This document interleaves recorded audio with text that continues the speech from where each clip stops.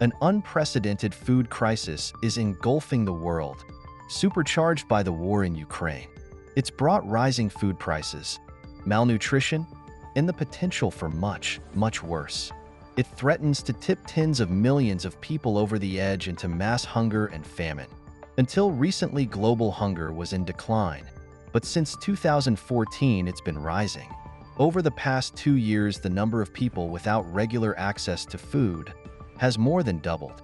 Some 800 million people already go to bed hungry every night. And now the world's food system has been hit with a perfect storm. 2022 was already looking like a terrible year for global hunger, as COVID still continues to grip some parts of the food supply chain worldwide. You had a series of bad harvests in recent years because of climate change. This all disrupted food production. Those two shocks, climate change and the pandemic, have meant that, according to one estimate, global supply of wheat, one of the world's most important carbohydrates, has fallen for the first time in 4 years. And then the war happened. Ukraine's food exports all but stopped, trapping around 25 million tons of corn and wheat inside the country, equivalent to the annual consumption of all of the world's least developed economies. Ukraine's food exports are hugely important to the global food supply. It's a big powerhouse in terms of grain production. It's one of the world's breadbaskets. And with that breadbasket off, the market prices rocketed. Imagine if you were buying your food from Ukraine, and now let's say you need to go to Canada or Australia or Argentina. That means that you will have to pay more because of extra freight, and you will have to pay more in time because it will take you longer. And you will pass these costs to the consumer. And other shocks have made the crisis worse. We are in uncharted territory because not only do we have a food crisis with multiple causes, but also this is coming on top of an energy crisis and also a fertilizer crisis. Farms run on fuel and fertilizer. As prices of both have risen, farmers' profit margins have been squeezed. And if they're forced to cut back on fertilizer because it's too expensive or unavailable, their yields will fall even more at the worst possible time. That will impact the production of major commodities for the next year. And then we are looking at availability crisis. Imagine what that would do to food prices. It's a vicious cycle with potentially catastrophic consequences, and nowhere on Earth is immune. In America, rising food and energy costs have helped push inflation to its highest level since 1981. Food prices in Britain are rising at a rate not seen for 13 years. And in poorer countries, things are even worse. For Swad, the food crisis has already hit home. She's been selling kabz tabouna, a traditional Tunisian bread made with semolina, for the last 35 years. Now the cost of her ingredients are going up and customers are buying less, leaving her with less money to feed her family. Tunisia usually imports about 42% of its wheat from Ukraine and relies on it for sunflower oil, another crucial commodity. With those imports gone, Tunisia has struggled to find other suppliers it can afford, meaning shortages for people like Swad. In Tunisia, hunger is turning to anger.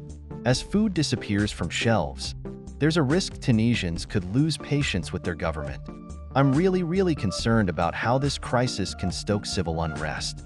In 2008, we saw riots in upwards of 40 countries. In 2011, we saw riots, but also the start of the Arab Spring. Today, we are looking at something which we haven't seen before. While the Tunisian revolution in 2011 wasn't caused by higher food prices, some believe it was a contributing factor. And it's not just in Tunisia where hunger looks set to cause problems for governments. The Economist's modeling suggests that many countries could see a doubling of the number of serious outbreaks of unrest over the next year. And it wouldn't just be anger driving this unrest, but a genuine fear of going hungry. Households in sub-Saharan Africa already spend up to 40% of their income feeding themselves. A rise in prices means millions won't be able to afford to eat. In many cases, their best day is like our worst day. Imagine if you were spending 50% of your income just on food. How much space do you have for anything else? And then the prices of two things which really matter, meaning your food and your fuel, they go up. Governments are tapped out. There are no safety nets.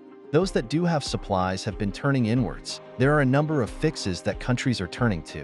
One of the unfortunate ones is protectionism. That is to say, export controls and stockpiling. Following severe heat waves earlier this year, India banned wheat exports. In total, 23 countries now have severe restrictions on food exports. The thing is, they might be doing themselves more harm than good. Time and again, it has been proven that it doesn't help inside the country, which puts the export ban. It doesn't help outside the country. Export bans can make a price problem worse. Farmers may hoard their products until the ban is lifted, or they might even switch to another crop. That would reduce domestic supply further and push prices up. Whilst you can sympathize with these countries that are doing this, the result is potentially much higher prices for everyone else. That means the challenge faced by some of the world's poorest countries could grow even further. We need to help governments reach their populations with affordable food, with affordable fuel, with fertilizer. And what that will require is facilities, financing facilities, which are accessible to these governments to do that, providing some loans at low rates through the IMF, for example, so that they can afford to import and then pay back at their own pace. Of course, the best way to help make food imports affordable again is to get Ukraine's exports back to the global market. International negotiations have been trying to do just that, but even with a deal in place, longer-term weaknesses in the world's food system would remain, which is why experts continue to warn about the prospects for a world that remains too dependent on too few countries for its food. Less than 10 countries count for around 90% of our exports, for key commodities like wheat, like corn, like rice, like soybean. So when there's a shock in any one of these countries, whether it be climate, whether it be conflict, you see the consequences of that across the world. Some countries are trying to insulate themselves from these shocks by becoming more self-sufficient.